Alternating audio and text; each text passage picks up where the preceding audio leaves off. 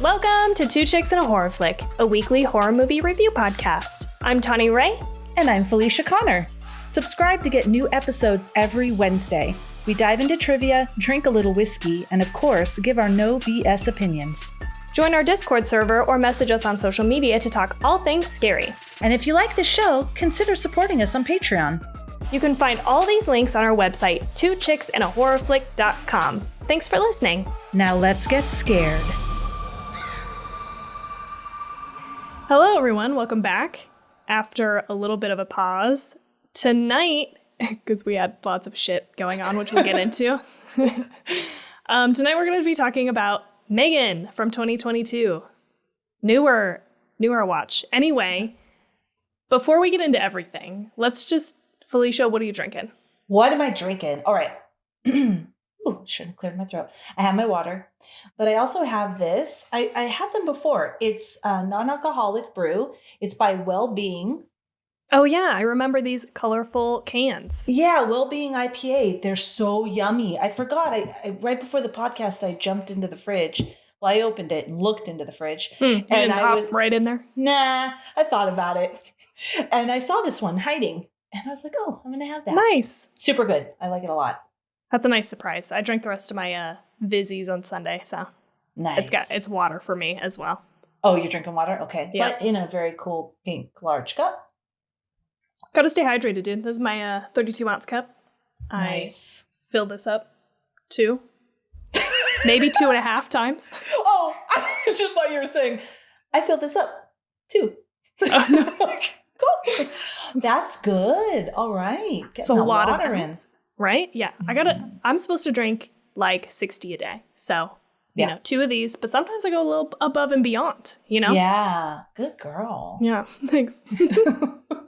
I'm trying to get Jade to drink more water too. It's harder for him, but he's got a 40-ounce cup. So, you know, that's a little easier. Drink 2 of those. Yeah. Dude, he's set. I know. Anyway, okay. So we were gone for a week. Yeah. Because Felicia was sick. Dude. Yes. Sorry. So much. So often. We were, if you listen to the last episode, we were all excited. We were going to record with Shay and we were going to record Annabelle. And I got sick. Me and TT got sick.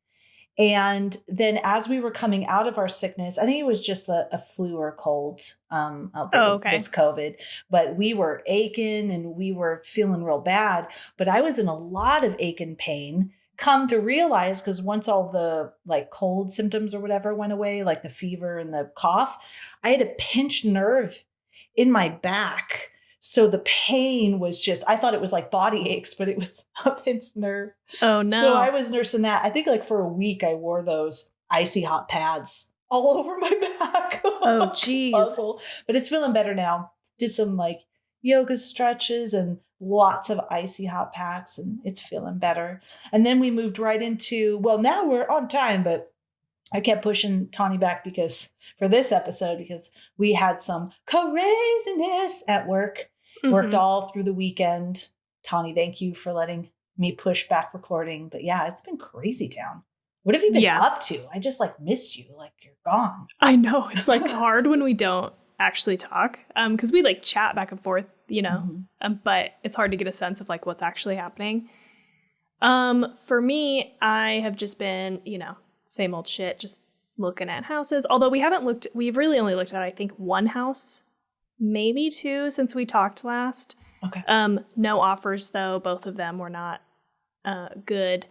So, but there's just been a lot less houses being listed for the last like several weeks. So I'm hoping that changes as we get a little closer to summer. The problem is our lease is up soon. So it's kind of like we're in this in between. Like, what do we do? Do we re-sign our lease and plan to break it if we find a house? Do we like not? And move back in with Jade's parents, try to save some money and really like, you know, commit to buying. But then we don't know when that will happen, you know? Yeah, I was wondering if anyone follows like what's going on with the financial sector with the collapse of SVB and Silvergate. I was going to say Stargate, Silvergate. I'm wondering if people are kind of spooked too. Like, what's going on? These big banks. I mean, SVB was the 17th largest bank. They're collapsing. What's going on? But then if you think of that, like moving into recession, maybe if your house is a good price, you want to sell it real quick. I don't know. Yeah. Would that equal more houses on the market or less? I don't know. Yeah, good question. It could go either way. The only other thing that I wanted to mention, and I don't know, I feel compelled to just say this because I kept it secret from you because I messaged you.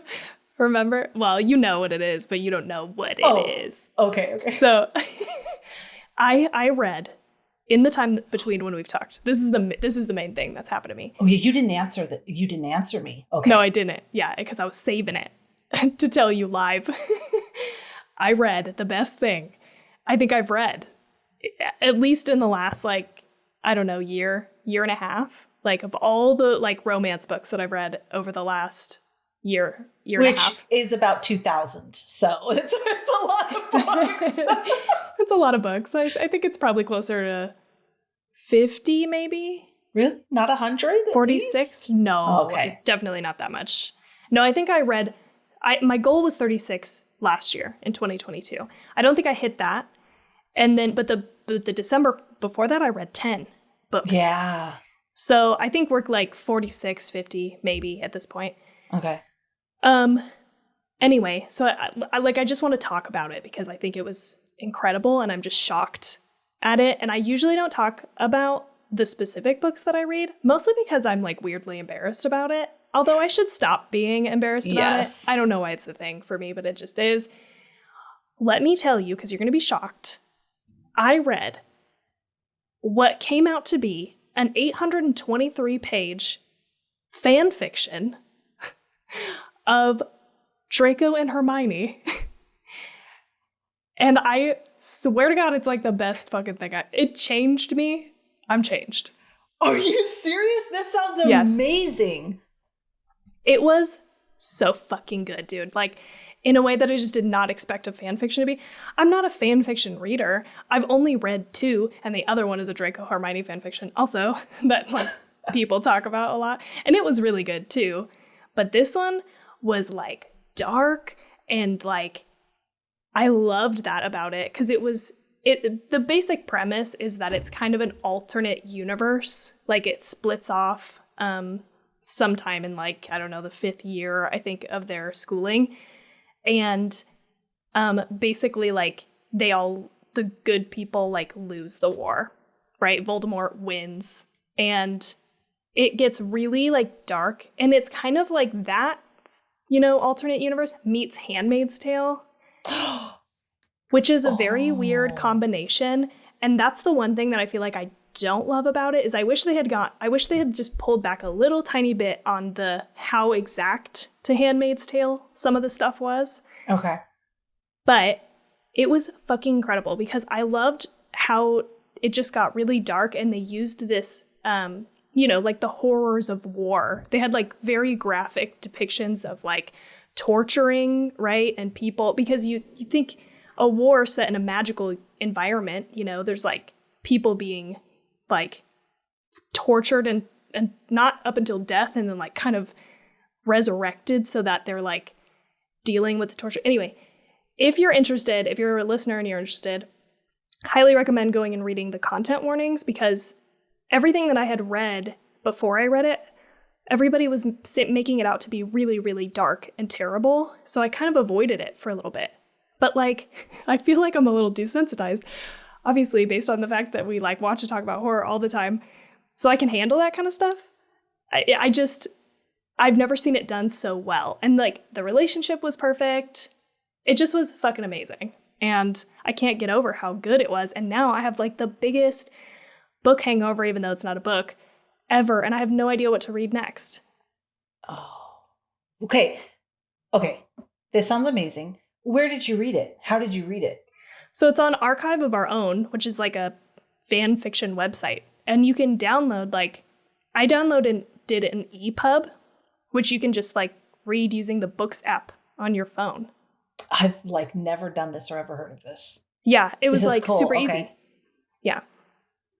All right. I'm gonna have to do that and read this. This sounds amazing. It was so fucking good. I was like engrossed. It took me 8 days to read it. And like some of those 800 pages? 800 pages. Wow.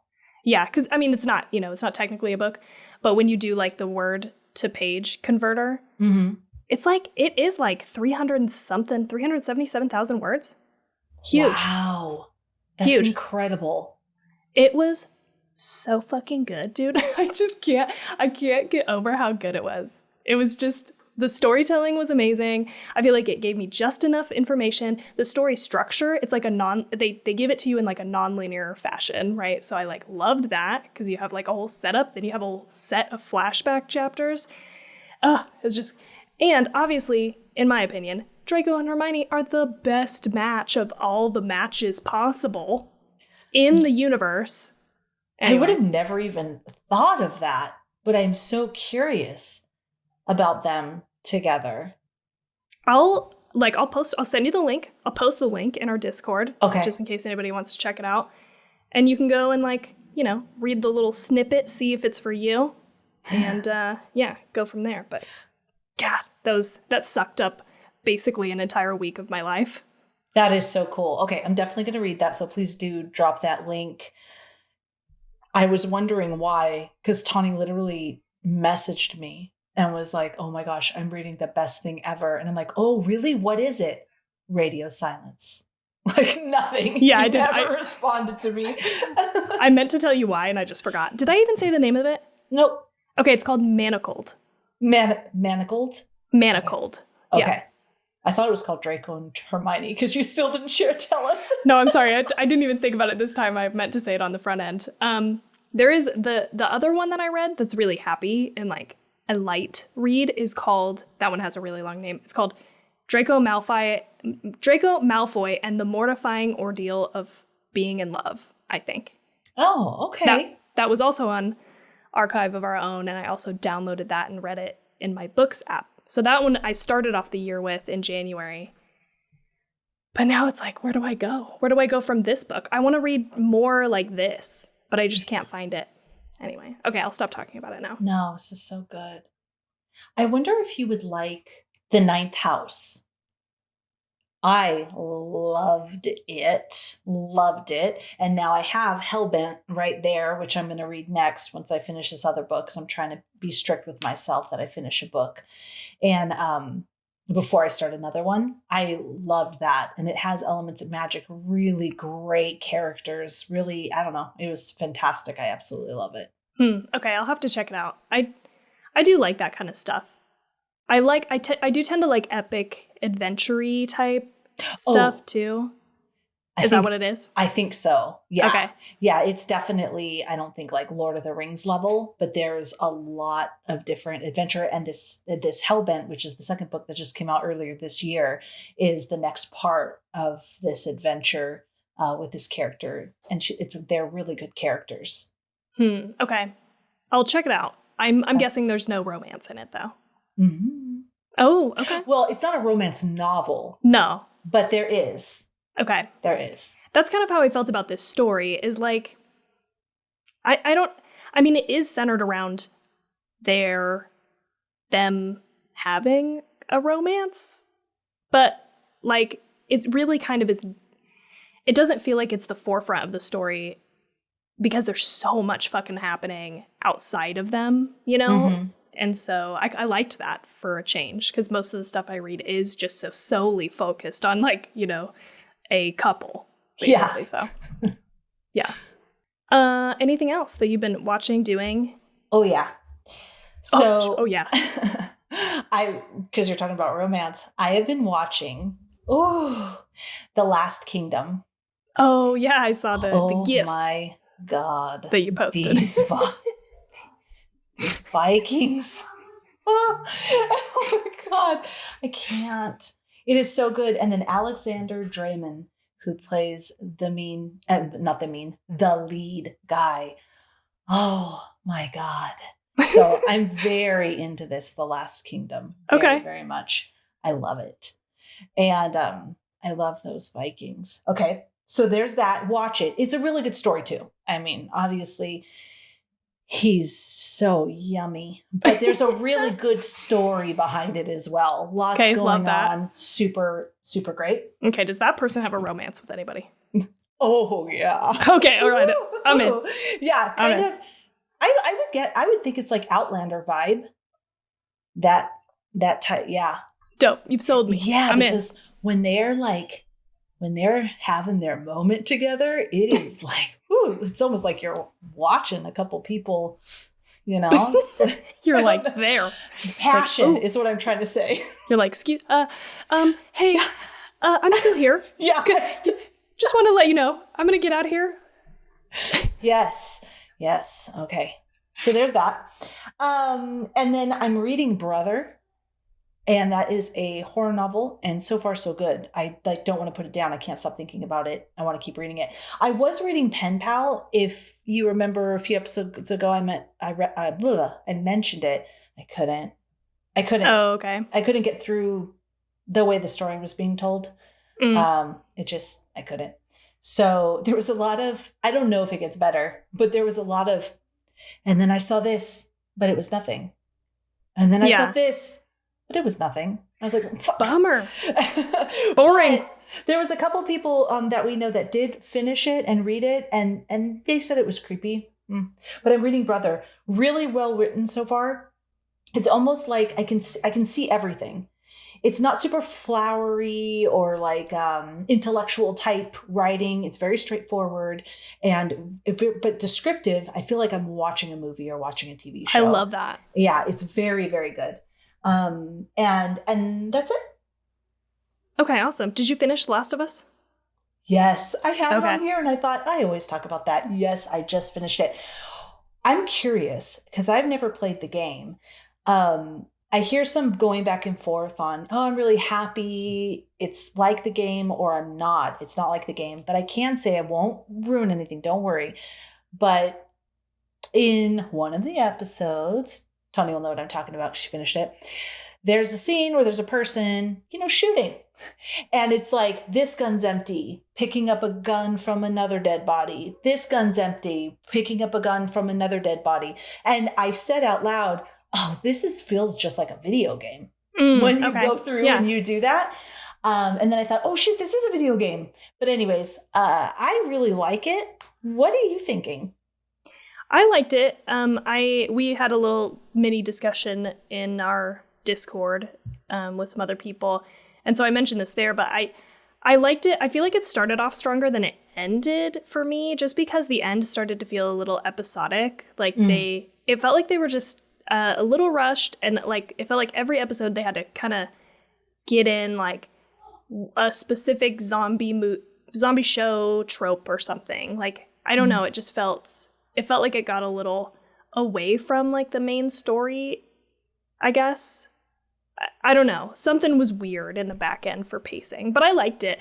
And I didn't finish the video game, so like I don't feel like I could tell you, why people feel one way or the other towards the end, but it's not over, right? No, they're going to do more goodness. Seasons for sure.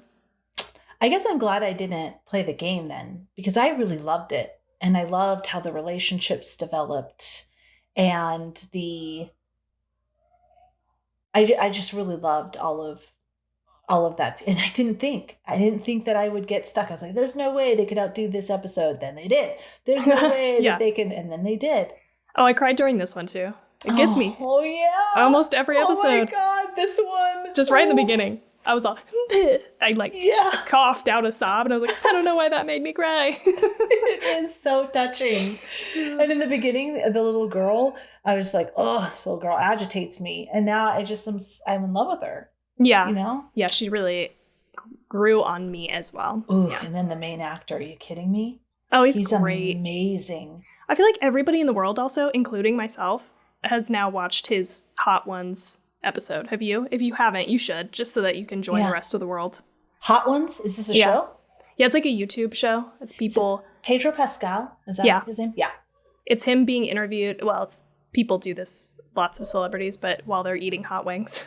Oh, yes. Oh, yeah. I'm sorry. Yes. My husband watches that, so I watch that with him, but I haven't seen this episode. I will. The first time I saw Pedro, is in Narcos. He's so good in Narcos as well. I think my first thing that I saw him in was Game of Thrones. He was incredible in that. So. Oh, shoot. I don't even remember him. That was later. Yeah. If you. Oh, I didn't finish it. So yeah. Maybe I didn't see him. Yeah, you probably didn't get that far. Anywho. Okay. Is that it? Yeah, that's it. That's all I got. I figured there would be a lot of catching up happening.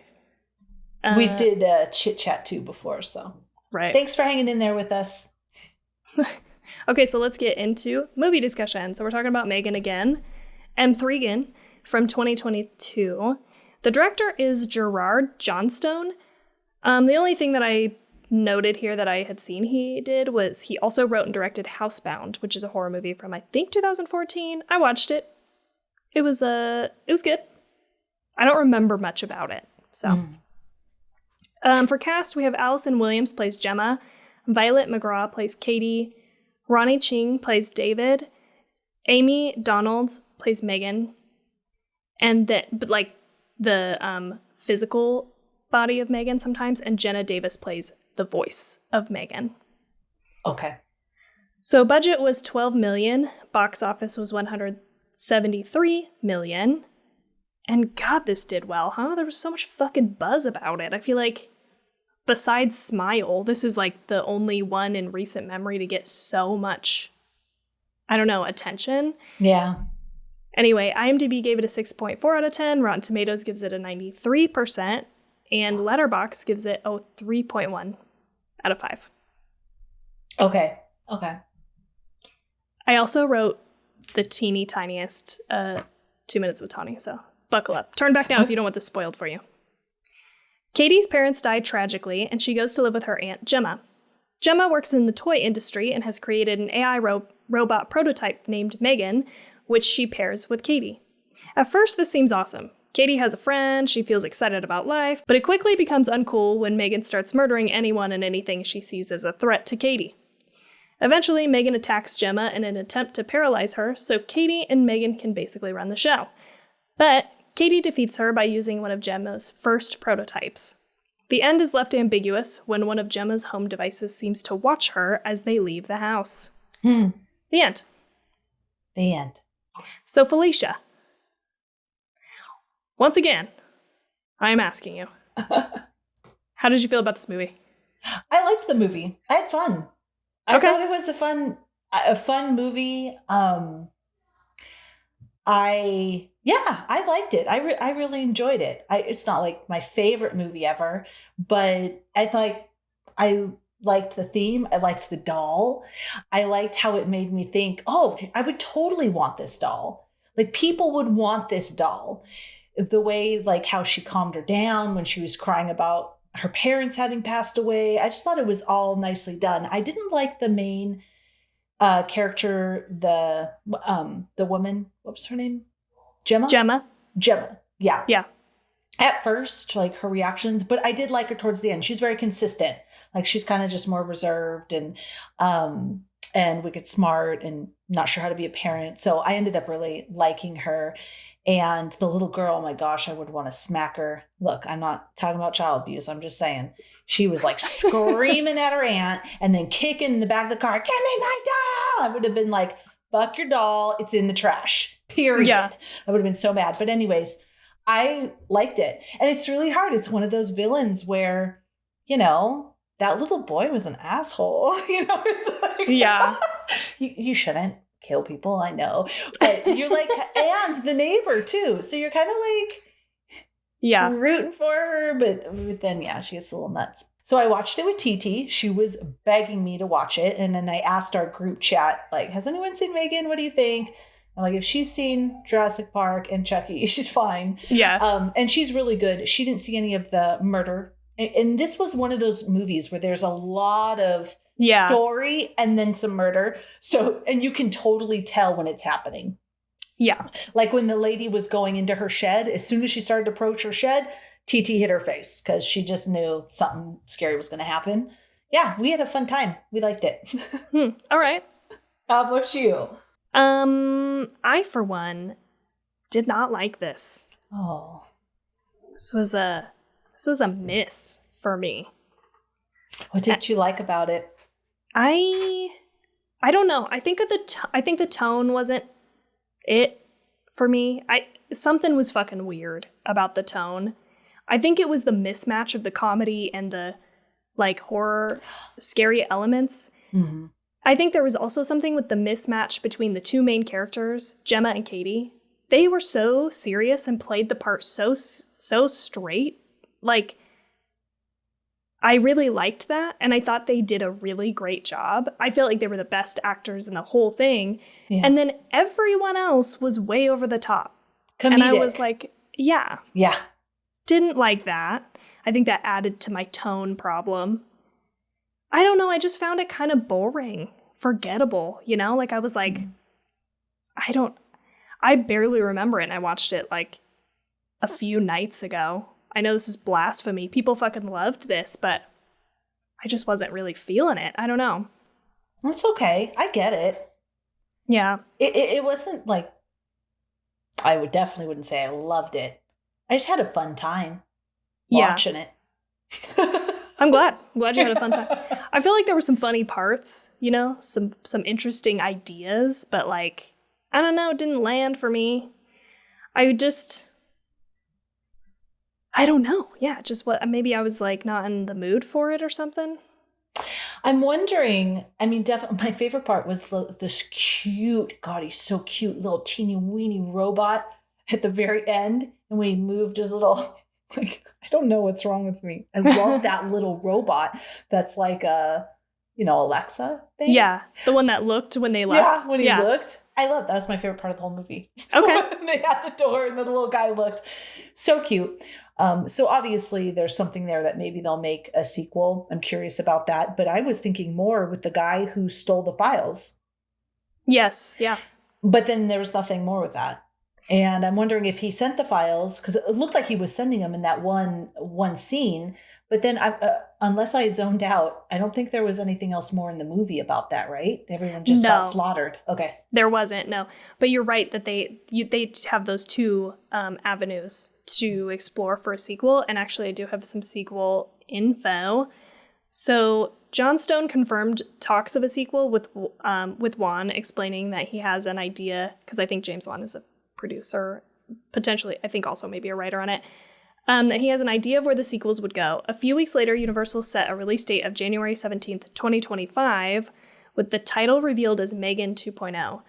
And Johnstone is in talks to return to direct. So, okay. Why? So I'm wondering if like all the little home devices, that little home device, if it learned from M3GAN, or like M3GAN is in it, like how she controlled the lights and stuff like that. Yeah, that was my assumption. And I had completely forgotten about the files, him like sending off the files, until I was reading the research and it mentioned that left the door open. I have a very important question. Why not M3GAN with a fucking 4? Huh? Why M3GAN 2.0? You could put a 4 in the same place that no, that's not right. You could put a 4 where the A is. Oh, I see what you're saying. So instead of M3GAN, it's M4GAN? Well, yeah, but I take that back because I meant for the A. And I guess the acronym doesn't work anymore. Never mind. I like legit. But you know what? If they could make M3GAN work as an acronym, you could work it out with a 4 in there too. Yeah. Losers. M3GAN 2.0. Because M3GAN, the 3 is the third anyway. Okay, yeah. I know I'm splitting hairs. Oh, is it MEG3AN?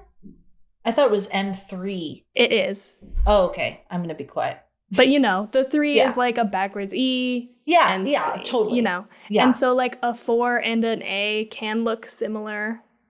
Yeah, it can. There's like just no top and no leg on the other side. Right. You know where I'm going with this, right? I do. I know where you're going. Okay. I know. Okay. Yeah. But I guess you can't make that work in the acronym because it does stand for something. It's like, I don't even remember what it stands for though. Third generative android. Oh, yes. Yeah. I don't remember. It was long. Or maybe you just said it. Maybe that's what it was. I said part of it. I don't remember the full thing. Anyway, sequel. Yes, it's coming up. All right, all right. I do see what you're saying as well with the other characters. The Gemma and what was the little girl's name? I'm sorry, guys. Katie. They were so straight, like faced, somber, serious, massively depressed, the little girl. And then the neighbor was like just this over the top caricature. So was her boss. The boss was also really killed me. Caricature. Her other friends weren't as bad, like the people she worked with, but they were like comical. So it's like it was too big. And also the mom at the school, the outside school, and the little boy, and he's just like, shut the fuck up. And she's just like, everything was so comical, even though it was not comical at all. Like M3GAN wasn't funny. Right.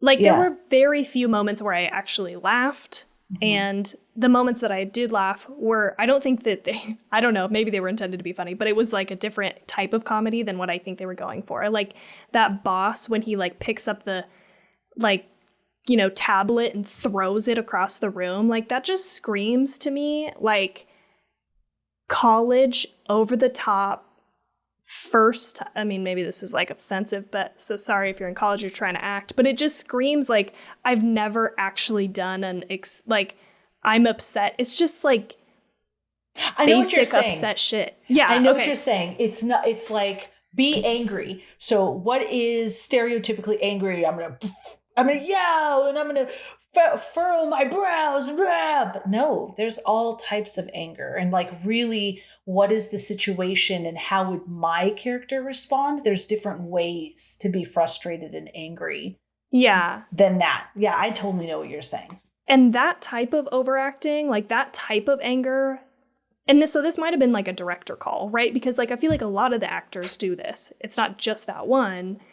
A lot of the acting is like this, and so I feel like it must be a direction choice. But it's just I don't like that type of comedy. Like I don't know, it just didn't work for me. And what was one of the other things?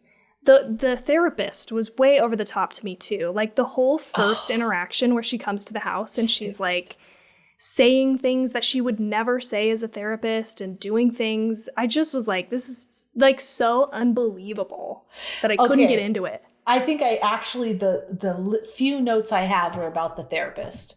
Okay. Because she was a bitch. Yeah. And I couldn't stand her character. I was like, you would... Okay, I'm sorry. Go ahead. No, I wrote, it's absurd. The toy collectors, it is huge. It's so huge. There would be no reason a therapist would think she's not providing a good environment because she has some toys that are collector's items that are boxed. The way she responded was so overly bitchy. It was absurd. And obviously it really irritated me. Everything she did, she was just like, she's like, that's not how it works. And she's like, let her roll the ball. Like she was so stupid. Yes. It's absurd. They wouldn't have been upset about that at all. She wouldn't have looked down on her at all. It was so stupid. And then like, I need to make sure this is a good home. What's not good about the home? Like, and she took her in and is providing for her. It's like day 2. I know. I was so infuriated by this whole interaction. And I was like, in what fucking world would you be looking around at this bitch's house, this gigantic ass, rich ass fucking house, and be like, not that I'm saying that is the only way to care for a child, but I'm saying in the system, through the lens of people who are looking at people as caretakers, you really think they're going to have an issue? No. With this? It's stupid. She had a big, beautiful house, which means she's making good money, which means she can take care of this child financially, could probably put her through college, can feed her, can do everything. Kid doesn't have any toys yet because she just fucking moved in the day before. So we're going to get her some toys, relax, we'll paint her room, whatever. So all of it, and it's a relative. Right. And the mom said, I want my sister to take care of my daughter. This is like win-win across the board. Totally. And even if that therapist was judgmental, they would never fucking show it. they would never fucking show it while they're doing the walkthrough and the interview and stuff, you know, like it just, I don't know, for some reason this really bothered me. So I'm glad to hear that it bothered the shit out of you too. Cause I just was like, it's again, one of those examples of like, why did we have to make this thing so over the top? Like, I don't think it adds to the comedy of this movie or the tone at all. It just threw me out of it. I was like, never in my life have I ever seen, I mean, not that I deal with, you know, social workers going into people's homes and seeing if they're good guardians, but, you know, I just was like, this is so fucking unrealistic. So to the filmmakers and us, to validate us, TT is 9. And when we were watching this, she goes, what's wrong with that woman? Why is she being so mean? Yeah. Why can't she have those toys, Mom? And I'm like, because it's stupid. Yeah. Then I unleashed how I felt. She goes, yeah, like even my 9-year-old noticed that this is weird that she's being so mean. And was it to make us on edge? Because, oh no, the little girl might be taken from her because there's a mean social worker and M3GAN is crazy. So now we need to worry that Katie will be taken from her. Okay, the social worker doesn't even need to be in the picture. If Gemma is involved with the murder of all of these people, they're going to take her. Like, we didn't need that element at all. Yes. Yeah, totally. I agree. And the one thing that I did like about this was I did kind of like, from her perspective, from Gemma's perspective, she is worried about the perception of it. And so that's what causes her to take the toy out of the thing. She's like, oh, she could play with it. Like, I didn't hate that part. I thought that is kind of how you would feel if you are a person without children and you're trying to prove something to this person. Like, I can take care of this kid.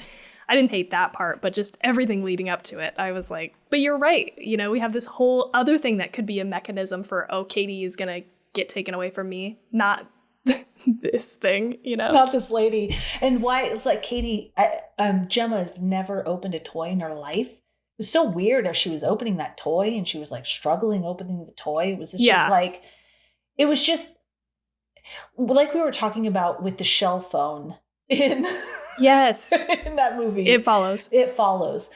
Why? Like, don't distract me with this. Like, she's like fumbling and she can't open it. And they're like, wow, you can't even open a toy. What is all of this? And why am I focused on it? 100%. Yeah. Again, so weird choices. Why do we need it? We don't. I do have something that'll maybe make you happy. Okay. So Lydia, the therapist, was originally killed by M3GAN during her rampage at Funky Toys Company. Why was she there? Don't know. As she had upset Katie by making her cry. Oh, that's why. Let me take that back. I got a little ahead of myself. Let me walk back my talking shit. Because she had upset Katie by making her cry during a therapy session. When the film was recut to PG-13, her death scene was removed from the final cut, and she ultimately survives the film, though her sudden disappearance from the film is never explained. Yeah, so that was one thing I wish she would have been killed. Yeah, she was annoying. And just like these other people, like you're saying, like the neighbor and the little boy, you're like, fuck these people, get them out of here. Yeah, exactly. That's a bummer. I do think it's a big bummer, though, that it got, like, downgraded to a PG-13 movie. At the end of the movie, I couldn't even remember moments of gore. I was like, what? Yeah. I don't even remember anything. There was actually no moment in this movie where I was even on edge.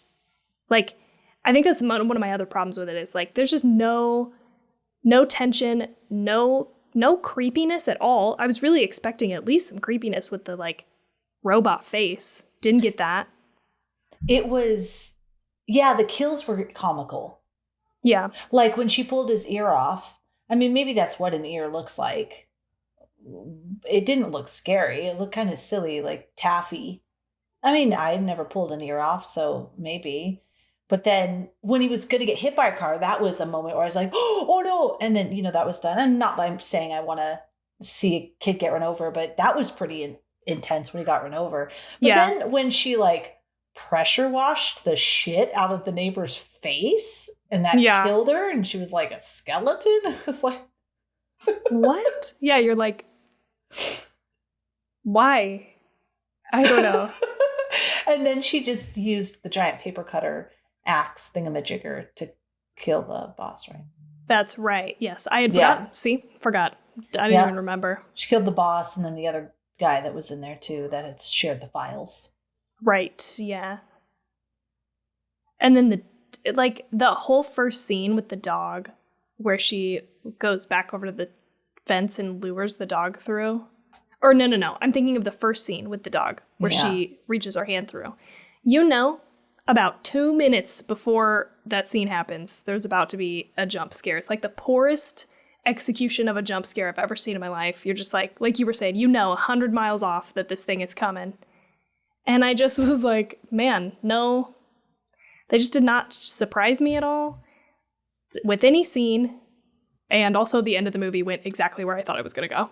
So, I was even really agitated with that piece, actually. Now that you're bringing this up, I'm remembering these pieces that I didn't like.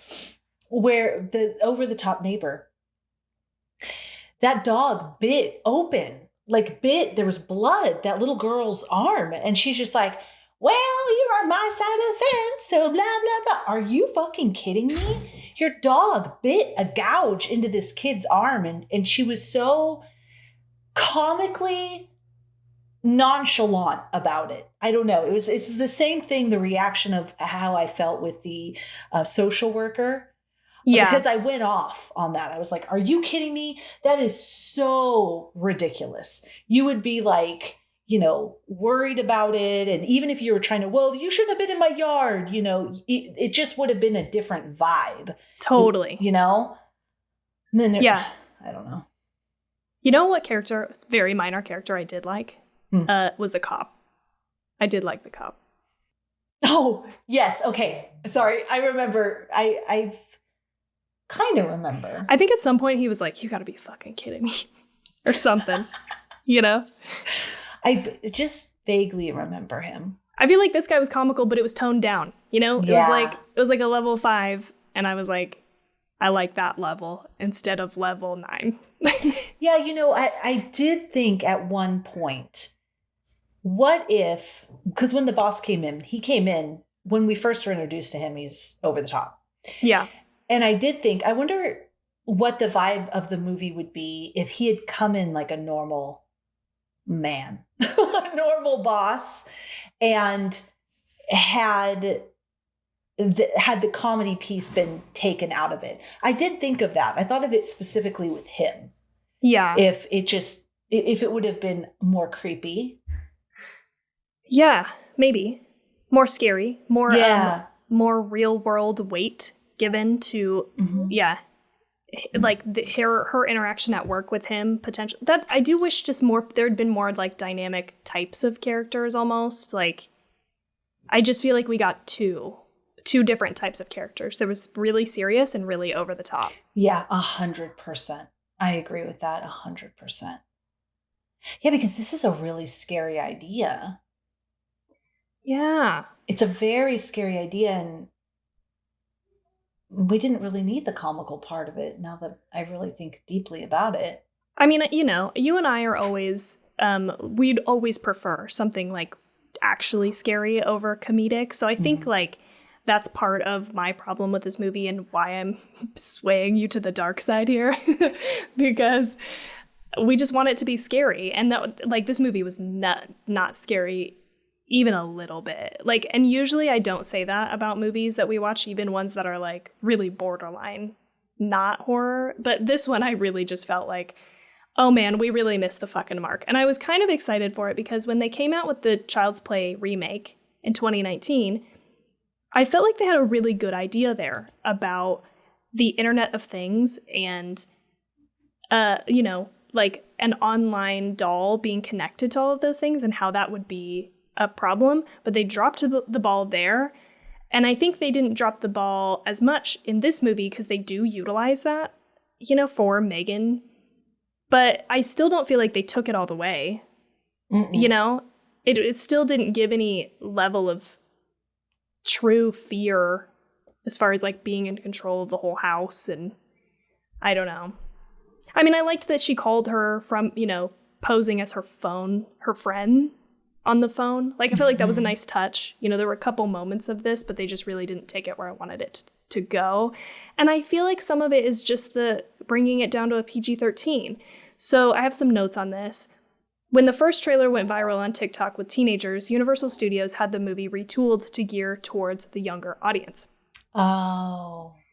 Which is, again, why I feel like I don't really this doesn't resonate for me. And I think it's because all of the over-the-top characters, the comedy feels like it is geared towards younger teens. Yeah. So they also reshot certain scenes to tone down the violence and believe that it became more effective than actually seeing the violence on screen. But here's the thing. You watched it on Peacock, right? Mm-hmm. We watched the unrated version. Yep. So, geez. What did people watch in the movie theater? It was probably like fucking Disney movie. I don't know, dude. I think Disney movies are more disturbing than this movie. I agree. What did you cut out? You know? What did they actually see there? I don't know. I should do some more research to figure it out, but sad. Yeah, that is sad. You ruined it for us, kids. You know what? Let them have it, I guess. You know, that's so I feel why it scored so high. Yeah. You're right. They don't need to see Titan. Right. You know what? This is for you, not for us. Yes. It's fine. But you're right. I wasn't scared at all.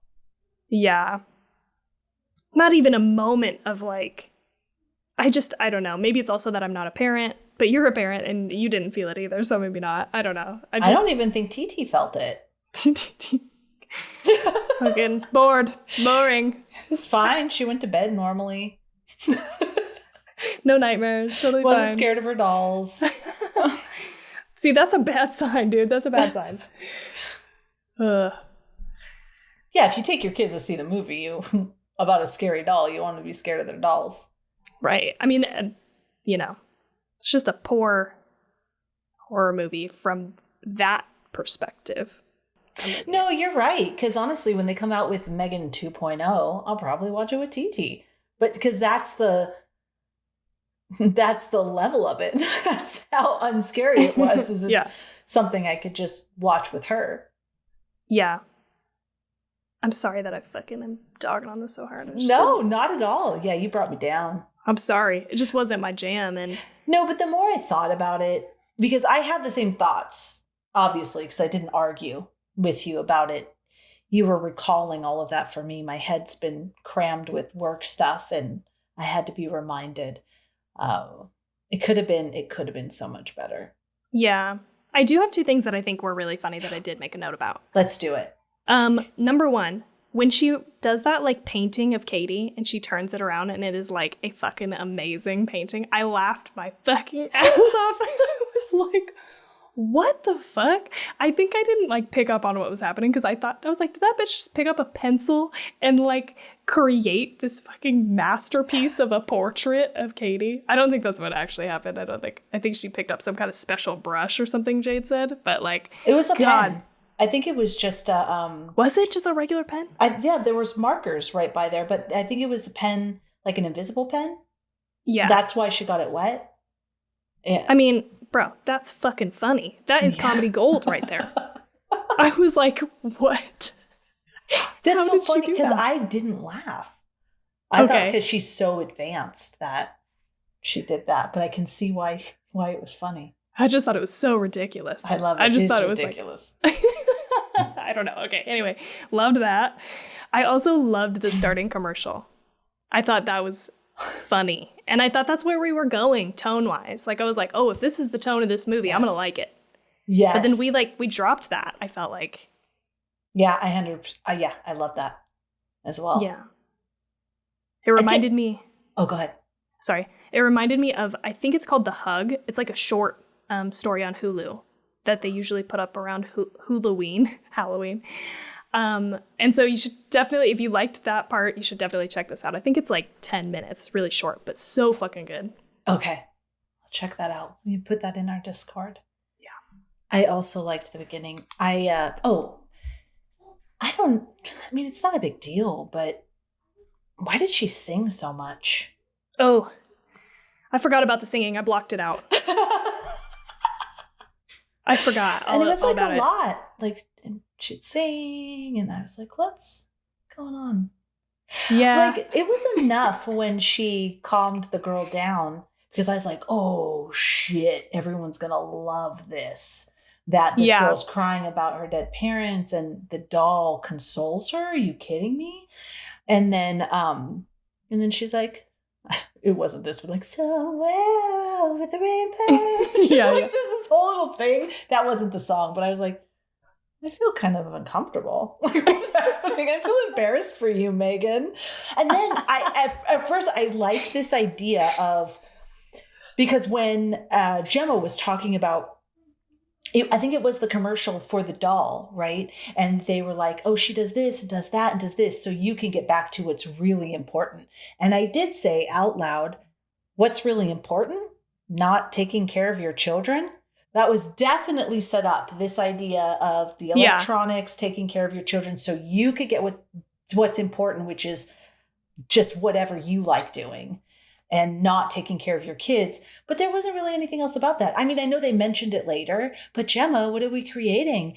If the doll's taking care of your kids, what are you doing as a parent? And she thought about it for a minute, but then, Yeah. Then the doll went crazy. So she didn't have to worry about it anymore because it killed everybody.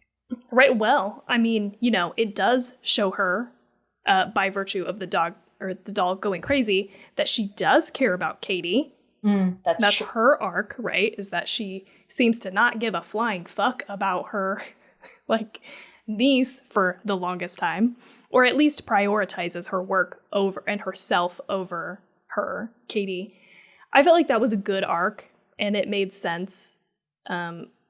And that's why I ended up liking her. I didn't like her in the beginning because she was so cold. I mean, she seemed like she was trying, but just as the stuff ramped up with her work, I was like, okay, you gotta at some point draw the line. You have to just know this has become terrible for my niece, Yeah. So there is that. And I feel like it's a good because she left with her niece before she knew the doll was going crazy. Right? Yeah. Or no, she shut it down and then left with her niece, but then the doll went crazy. That's right. Okay. Yeah. I mean, really, she shut it down because she thought the doll was killing people. Right. Yeah. So again, it wasn't like totally selfless. Like, I have this big presentation that can totally change my career, but you know what? My niece needs me. Right. No, it was more like, let's shut the doll down because I think it's killing people, and I'm going to take my niece and leave. Yeah, she's like, I might be liable for this. Yeah, exactly. Yeah. I'm wondering about that, though, because you know me with that, like, got to know, like, how are you're not getting away with this. This doll killed a bunch of people, and you created the doll. You are not like, I mean, you might not spend time in prison. You might have huge fines, but you're in trouble, man. Yeah, you're definitely not getting off scot-free. Like, no. The kid's probably going to be sent to her grandparents too, and not live with you anymore. You wanted to keep that kid? It's definitely not happening now. Nope. Yeah. Oof. We'll send her to a house that doesn't have killing robots. Yeah. I don't even remember what happened at the end. How did they get rid of the doll? Oh, yeah, the big robot smashed it up. That's right. And then, and then they smashed it up. Yeah, smashed a screwdriver into the plate. Yes, the brain part of the doll. And then they left the house like, oh, we're better. No, you're going to jail. Yeah. Nope. Going to jail. Okay, so that did remind me of a couple more things that I thought were really cool. Number one, I did like that there was like a moment where M3GAN is saying something to the effect of, I can't remember who says it, but it's basically like, oh, you created me and then you set me out into the world with no like guidelines or whatever. I feel like that was very, protocols. It was a little on the nose, but I liked it about parenting, right? Becoming a parent and just like having a child and just thrusting that child upon other people. Like, I liked that theme of parenthood. Ooh, I missed that. Good call. Okay. That's right. You created me, but didn't with no protocols or anything. Yeah. I thought that was good. And then I did like the technical aspects. So I have a little blurb about M3GAN. So, Morat FX Studio created an animatronic puppet version of M3GAN that was used for dialogue and close-ups. There was also a second animatronic used for certain scenes, as well as a possible stunt version of M3GAN that wasn't puppeteered. The animatronic M3GAN was puppeteered via a variety of techniques, which included radio-controlled facial expressions performed by Adrian and Kathy in tandem, who I think are the two people who created the animatronic puppet. And then automated lip sync for the dialogue. And then, there was a person with like a mask on who did like more of the full body movement stuff that needed to happen. So similar to Child's Play, I like that there were a variety of techniques used for her. I have to say, I did like M3GAN. I liked the way she looked and the way she moved. So I thought they did a good, I thought, dude, this could have been really scary with her.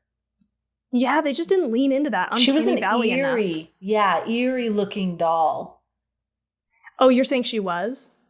I thought she was an eerie looking doll. Oh, okay. That this could have been really scary. Because I liked the way she looked. There wasn't enough. So there wasn't enough. What am I trying to say? Built around the creepiness. I'm saying looking at her, she could be a very creepy looking doll. Yeah. When like she's sitting there at the park with all the toys and like little moments, but it wasn't enough to make me really truly scared of M3GAN. But I think I could have been. Yeah. Yeah, I think I agree with that. Because I think if they had gone like, you can't go too creepy because then it's like over the top and whatever, like Annabelle. Annabelle, yeah. I mean, this is why would they make a doll that looked like that, right? Your face. I made an Annabelle face. Spot on, dude. Fucking spot on.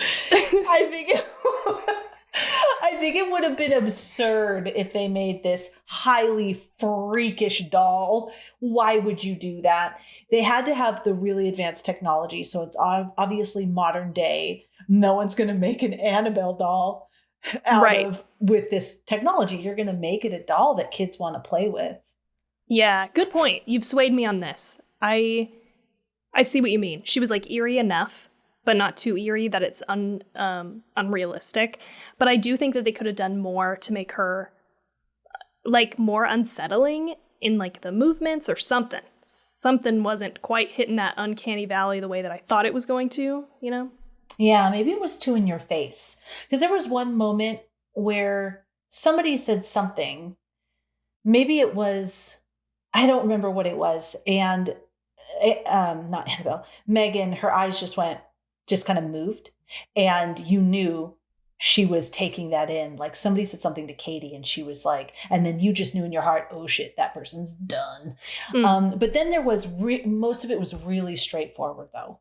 Like, Gemma is holding Katie's arm and she's like, let her go. Or it's like, was very obvious. Or the doctor made Katie cry, and so then she's like, and then she walks over there. There wasn't enough subtleness. I think there's a lot more scary in subtleness. Yeah. Hopefully that all made sense. I agree. Maybe this wasn't meant to be scary. It was meant to be fun for teenagers. I think that is true. Yeah. It was more fun than scary. And that's okay. Yeah, totally okay. We got you. It's good. Cool. Yeah. It's just not for me. No. You don't have to watch High Tension. Right? I'm just like trying to pick the worst stuff. I know. You don't have to watch Antichrist. It's fine. Whatever. Okay, I think that's about all I have. That's all I have. All right. Okay, are we ready to rate it? Yeah, let's do this. Do you want to go first or you want me to go first? I want you to go first. Okay. I'm going to give this bitch a 2.5. Okay. All right. That's low. That is low. That's low. I wouldn't even say it's worth a watch. Blasphemy. Dang, blasphemy. But I didn't dislike it as much as I disliked Terrifier 2, so there's that. We're going to get shut down. We're going to get canceled after this episode. All right, I'm going to be a little higher than you. I think I'm going to give it a 3. I think I'm going to be like all the Letterboxd users. I agree with everything that we talked about, but I did have fun. And maybe it was because I was watching it with TT. I don't know. I had fun, but I fully agree with everything we said. So I'm questioning myself right now. Like, what even goes into these scores? Like, I don't even trust myself anymore. I almost did a 2.9 because that's what I gave Halloween Kills, I believe. But I gave Hocus Pocus a 3, and I remember being pretty bored, even though there was some elements I liked. So yeah, I'm just going to stick with a 3. Okay. Yeah, I think it's a fair score. Yeah. You know? Yeah. I was thinking 3 when I came in, talked myself down. Talked you down with me. Yeah, you did, because I was thinking that I liked this more than some of the horror romances that we watched. Yeah. So you talked me down. Okay. So congratulations. All right, everybody. Thank you so much. Thank you so much for hanging out with us tonight and talking about M3GAN. Thank you for not canceling us as well. The episode is not released yet, so I don't know. We might be canceled. Just pulling up my little calendar here, Tawny, because I forgot. All right, for our next episode, we're actually going to be releasing our next episode on the 29th, and that is going to be A Girl Who Walks Alone at Night. Very excited to watch that. I cannot wait.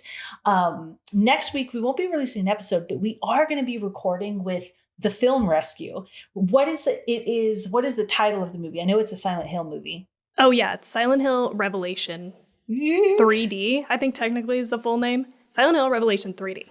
Nice. And I'm totally sharing this with you, having no idea when they're going to release that episode. It might come out for Christmas. I don't know. But if it comes out next week, we'll definitely post so that you can take a listen. All right, everybody. If you like us, please do head over to Instagram at twochicksandahorrorflick and follow us there. Or you can follow us on whatever is your favorite social media platform. And what else, Tawny? You can support the show by going to our Patreon or giving us a like, review, and subscribe on whatever podcatcher you're listening to us on. And that's it. So we'll see you next episode. And we hope you have such a good night. No nightmares.